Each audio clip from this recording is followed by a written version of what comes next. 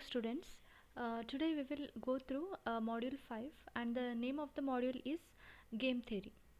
The term game represents a competition between two or more parties. So game theory is basically about taking decisions under any uncertainty by two or more opponents, okay, or two or more players.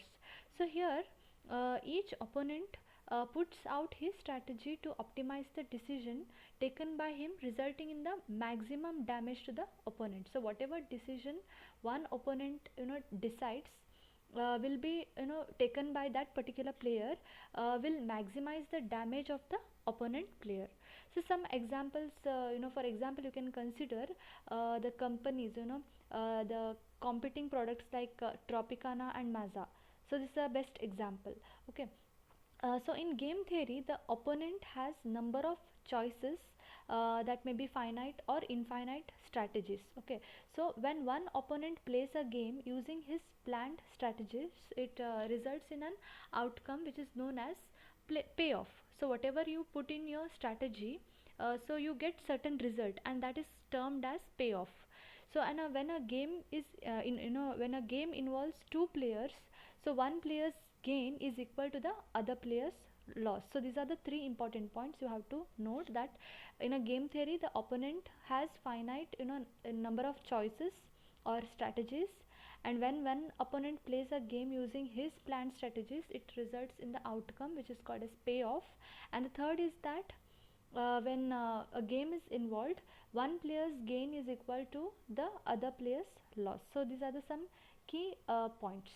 So here we will go through the situation where uh, the game, whenever you play a game, so it should have it should have certain following properties or terms. So the first one is the number of competitors should be finite. Okay, and the second is that there is a competition between the participants. Third is that rules must be known to all the players or the participants. And last one is the outcome of the game is affected by the choices made by all the players. So this is about game theory. Next you have to study some of the definitions. So we will go through it, very important. So the first one is strategy. So what is strategy? Okay, so it is the course of actions which are adopted or used by a player in advance before the player plays a game. So any strategy which a player adopts before playing a game is called as a strategy. So it can be termed as set of rules or programs, okay, which are available for that particular players. And it should you should follow that programs or that rules in order to for maximizing the gain. So depending on the situation, this strategy is divided into two. The first one is pure strategy and the second is mixed strategy. So first is pure. What do you mean by pure strategy? So if a player can exactly know what exactly the course or the action the other player is gonna take, or what action he is going to play, or what course he is going to do, these things will be known by the other player.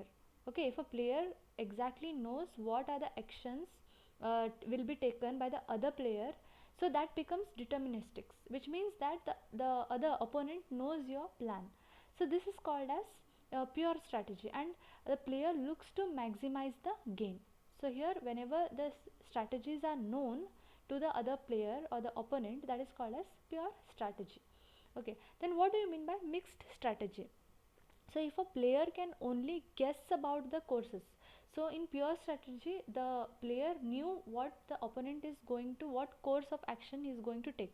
But in mixed strategy, will not know anything what the player is going to take, but you will have some guess or the probability. So if a player can only guess about the course of action of the other player, the situation becomes probabilistic. So this is known as a mixed strategy, and the player looks to maximize the expected gain. So and it is termed as it's called as you can write it as S equal to x3 so on up to xn. So where S is nothing but it is a set of m non-negative real numbers, so sum is unity, so it represents the probabilities with which each course of action is selected, whereas m is nothing but the possible courses of actions. So and always m is always greater than equal to 2, and xj is nothing but xj is, I mean that x1 x2 x3, those are nothing but those are the probability of choosing the course of action j, where j is equal to 1 2 3 4 so on up to m. So this is about mixed strategy. Next comes competitive games.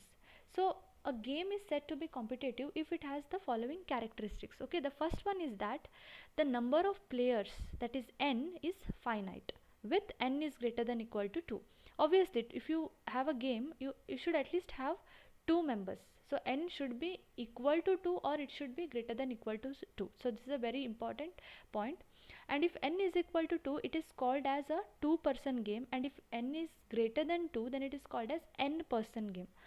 And the second point is that each player has a list of finite number of activities, and the list may or may not be same for each player.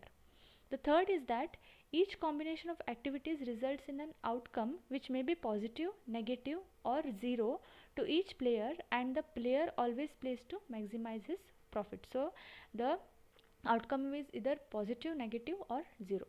Next, a play starts when each player chooses one of his activities. So it is assumed that no player knows the move of the other until he has decided his own move.